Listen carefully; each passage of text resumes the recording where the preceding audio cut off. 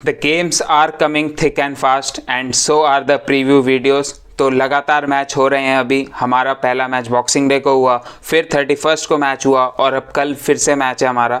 तो बहुत कम ड्यूरेशंस में मैच हो रहे हैं, पर हमें ये मैचेस जीतना ज़रूरी है अगर हमें टाइटल रेस में बने रहना है।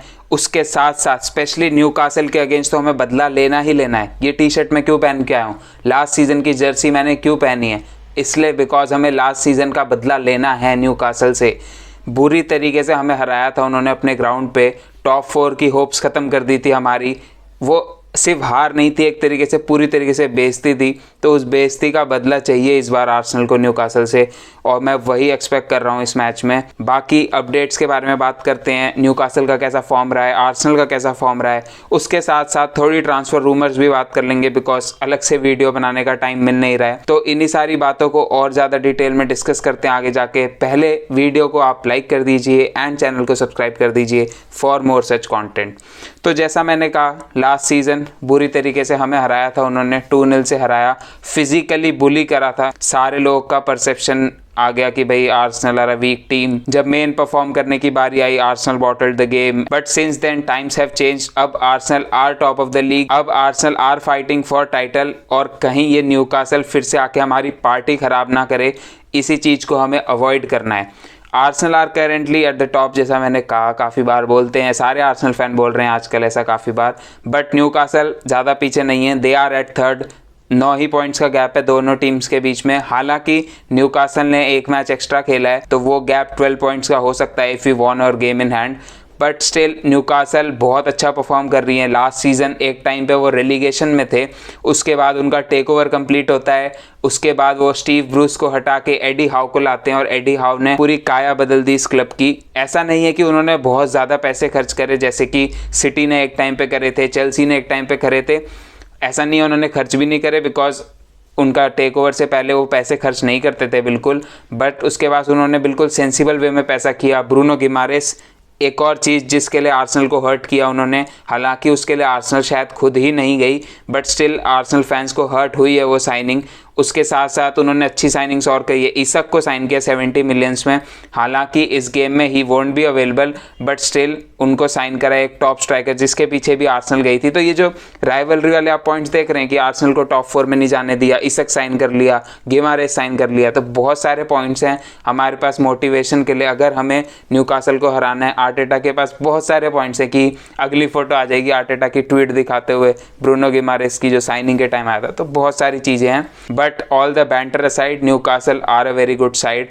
उन्होंने एक ही मैच आ रहा है इस सीज़न में, दैट टू अगेंस्ट लिवरपूल, जो कि एक बहुत ही जैमी विन थी लिवरपूल के लिए एट एनफील्ड। 98th मिनट में लिवरपूल ने विनर स्कोर करा था।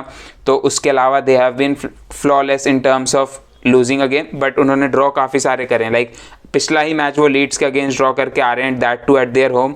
उतनी अच्छी परफॉर्मेंस नहीं थी न्यूकासल की तरफ से, पर अगर आप उनके पूरे सीजन को देखें तो दे हैव बीन फैबुलस। जहां पे आप चेल्सी, स्पर्स को देख रहे हैं, लिवरपूल भी थोड़ा नीचे रह गई थी, वहां पर न्यूकासल ने कैपिटलाइज करा है and they are currently third and have a very good chance of finishing 4th और इन टॉप 4। तो उनसे उनको काफ़ी फ़ायदा होगा, जो उनके पास पुल अभी थोड़ा कम है, क्योंकि काफ़ी टाइम से they have been a relegation club, और अभी जो बड़े प्लेयर्स हैं वो शायद न्यूकासल के लिए आके खेलना नहीं चाहते हैं। But if they go into the Champions League next season, they have the money, they will have the pull, और उनके पास एक अमेजिंग ग्राउंड और एक अमेजिंग फैन बेस है। तो न्यूकासल अगर टॉप 4 में आती है, it won't be a very good thing for the league, because जैसे मैन सिटी ने चैंपियंस लीग में आने के बाद बड़ी बड़ी साइनिंग्स करी थी, वही चीज़ न्यूकासल भी कर सकती है, वही चीज़ वो रिपीट कर सकते हैं, और एक अनदर मैन सिटी आ सकती है हमारे हाथों पे हैंडल करने के लिए। बट फ्यूचर की बात ना करते हुए प्रेजेंट की बात करते हैं। कल मैच है, इंपॉर्टेंट मैच है, बिकॉज हमने देखा न्यूकासल और सिटी ने पॉइंट्स ड्रॉप करे, तो हमने कैपिटलाइज करा ब्राइटन के अगेंस्ट विन लेके, and now we are 7 points clear, और हमें इस चीज़ को कंटिन्यू रखना है। I am all about going 1 game at a time, और ज़्यादा आगे की बात नहीं करना चाहता, बट स्टिल हमारी एक टफ रन है, और जिस तरीके से आप देख रहे हैं बहुत क्रूशियल टाइम है। अभी हमारे पास गैप है, but after January, if we have a bad January, we might not have that gap and we might be fighting neck to neck with Man City or Newcastle or anyone that comes up, even United can come up। तो हमें वो lead बना के रखनी है, specially home games अपने जीतने हैं against big team like Newcastle should be considered a big team now. तो उनके अगेंस्ट अपना होम गेम जीतना बहुत ज़रूरी है। सबसे पहले अगर स्क्वाड अपडेट की बात करूँ तो आर्सेनल की तरफ से obviously Jesus is not available. I don't think कि नेल्सन अवेलेबल होंगे इधर। Emile Smith Rowe might be on the bench because last week उन्होंने ट्रेनिंग करी थी स्क्वाड के साथ। पता नहीं ब्राइटन के अगेंस्ट वो बेंच पे क्यों नहीं थे, but I am expecting him to be on the bench against Newcastle. उसके अलावा आई डोंट थिंक कि स्टार्टिंग 11 में कोई भी चेंज होगा। हमारी स्टार्टिंग 11 सेम रहनी चाहिए। वहीं पे अगर न्यूकासल की बात करूं तो उनकी लास्ट गेम की स्टार्टिंग 11 जो थी आप देख सकते हैं। आई थिंक इसमें जो मेजर चेंज हो सकता है वो है कि कैलम विल्सन आ सकते हैं इंस्टेड ऑफ क्रिस वुड। उसके अलावा आई डोंट थिंक कि सेंट मैक्सिमन स्टार्ट करेंगे, जो लिंटन ही आएंगे स्टार्ट करेंगे वहाँ पे। Alexander Isak is the only major missing from their squad due to injuries, he still not available. तो वो एक मेजर मिसिंग है उनकी स्क्वाड से। उसके अलावा आई थिंक दोनों स्क्वाड्स लगभग फुली स्ट्रेंथ पे है। Arsenal obviously missing a big player in Gabriel Jesus, but अभी तक Eddie Nketiah has been doing well in his absence. Squads evenly matched है, दोनों की स्टार्टिंग 11 इवनली मैच्ड हैं। I think it will be a great game. कौन कैसा खेलेगा वो तो अभी कुछ कह नहीं सकते, but since the game is at Emirates I am expecting जो होम सपोर्ट है वो आर्सेनल के फेवर में प्ले करेगा। मैं ऐसे डूम ग्लूम नहीं हो रहा हूँ कि यार न्यूकासल हरा देगी। I think we have got a very good chance of beating Newcastle. Emirates has been a fortress this season and it should remain a fortress. हमें एमिरेट्स में मैच नहीं हारने हैं, क्योंकि आपको अगर टाइटल्स जीतने इन द लॉन्ग रन आपको एक फोर्ट्रेस चाहिए, आपको अपना home ground as a fortress चाहिए। बिकॉज अवे ग्राउंड्स में कुछ भी हो सकता है, but you need to win each and every game against every team at your home. तो वो चीज़ बहुत इंपॉर्टेंट है। I guess Saka, Eddie Nketiah and Martinelli definitely हमें गोल्स दिला सकते हैं। Martin Odegaard has been brilliant, हमने देखा है वर्ल्ड कप आने के बाद और even the match before the World Cup ही was fabulous. Thomas Partey has been so impressive in his last 2 games. Goals में डायरेक्ट कंट्रीब्यूशन रहा है, मूव स्टार्ट करे हैं थॉमस पार्टे ने। Granit Xhaka has been absolutely fantastic in terms of defending. Going forward वो थोड़े उतने अच्छे नहीं लगे हैं मुझे, but defensively he has been solid. वहीं पे बैकलाइन की बात करें, सेंटर बैक्स में Saliba has been shaky. I want him to raise his level up and get back to the levels which we were seeing before the World Cup. Gabriel has been fantastic. जहाँ पे Saliba mistakes कर रहे हैं वहीं पे Gabriel ने अपना level increase किया है और उनकी मिस्टेक्स को कवर अप करने की कोशिश करी है। Ben white is fantastic, mister fantastic बोल सकते हैं बेन वाइट को। जो भी ट्रिकी विंगर आता है, जितना भी ट्रिकी प्लेयर हो, उसे शांत करके रखता है। तो आई एम एक्सपेक्टिंग कि जो लिंटन खेले या सेंट मैक्सिमन खेले, I think Ben white should keep him quite because जाहा को शांत रखा था उन्होंने। उसके बाद सैंचो को तो शांत रखने की ज़रूरत पड़ती नहीं है ज़्यादा, बट सैंचो को भी शांत रखा था। उसके साथ साथ लुइस डियास को शांत रखा था। अगर आप अभी लास्ट मैच की बात कर लें, मितोमा को कितना शांत रखा था। जैसे ही बेन वाइट गए, टोमियासू आए, मितोमा ने बिल्कुल आग लगा दी थी आर्सेनल की डिफेंसिव लाइन के ऊपर। तो Ben White has been very impressive. और साथ साथ में जिंचेंको, काफ़ी लोग बोल रहे हैं दैट टोमियासू खेलेगा लेफ्ट बैक, काफ़ी लोग बोल रहे हैं टियरनी खेलेगा because of Elneny, because Elneny जिस फॉर्म में रहे हैं इस season. But I think Zinchenko will play. Arteta हमेशा जिंचेंको को खिलाएंगे और उसका रीज़न भी है क्योंकि जब जिंचेंको रहते हैं हमारे पास कंट्रोल रहता है, पिच का कंट्रोल बॉल रिटेंशन के थ्रू रहता है। जितने काबिल है जिंचेंको ऑन द बॉल, वो हमें जो उनका जो डिफेंसिव साइड का थोड़ा खामियां हैं उसको ओवरकम करने में हेल्प करते हैं। तो I think Zinchenko will start. बाकी जैसे मैंने पूरी स्टार्टिंग 11 बताई दी है क्या रहनी चाहिए। I am not expecting any changes unless कोई फ्रीक इंजरी हो जाती है किसी को। जो एक मेजर पॉइंट ऑफ डिस्कशन है वो है हमारा सलीबा एंड साका का येलो कार्ड वाली सिचुएशन। Both are on 4 yellow cards. 5 yellow cards होते ही उनको एक मैच का सस्पेंशन मिलेगा। अगर वो यूनाइटेड वाले गेम तक निकाल लेते हैं, लाइक अगर यूनाइटेड वाला गेम प्ले कर लेते हैं without getting a yellow card, तो उनका वो एक्सटेंड हो जाएगा टू 10, लिमिट एक्सटेंड हो जाएगी to 10 yellow cards and then we will have a sigh of relief. Newcastle के बाद हमें Spurs away and United at home खेलना है, which are massive games, specially the United one. I don't want Saka और Saliba to get a suspension for any one of that game because हमारे पास इतनी depth नहीं है at this moment in our squad. तो ये अच्छा रहेगा अगर हमें येलो कार्ड ना मिले यहाँ पे। उसके बाद थोड़ी न्यूकासल की बात करूँ तो they have been flying under Eddie Howe. मैंने जैसे कहा कि अगर आप उनका कैलेंडर ईयर देखें, they were 4th behind Arsenal, Liverpool and Manchester City. तो they have been the 4th best team in the calendar year of 2022। और अगर इस सीज़न की बात करें तो they are the 3rd best team. They have been defensively solid. They have the सबसे कम गोल उन्होंने कंसीड करे हैं, सबसे ज़्यादा क्लीन शीट्स हैं उनके पास। They have a very impressive defensive line in form of Kieran Trippier, आपके फिर स्वेन बॉटमैन जो इस समर में आए थे, he has been so impressive. Fabian Schär का करियर बदल दिया है डियाओ ने, जो डैन बर्न को ब्राइटन से लाए थे at left back, which has been a like splendid move. तो उनकी बैकलाइन इंप्रेसिव है। They have got a very physical and battling midfield in Bruno Guimaraes अच्छा खेलते हैं, लॉन्गस्टाफ अच्छा खेलते हैं, जो विलक अच्छा खेलते हैं, तो उनके पास एक अच्छी मिडफील्ड है। कहीं कभी कभी जो लिंटन खेलते हैं वहाँ पे, तो they have got a very impressive midfield. आपकी attacking line, Callum Wilson is a menace, like goal scoring number 9 है बिल्कुल। आर्सेनल के अगेंस्ट लास्ट टाइम भी गोल स्कोर करा था उन्होंने।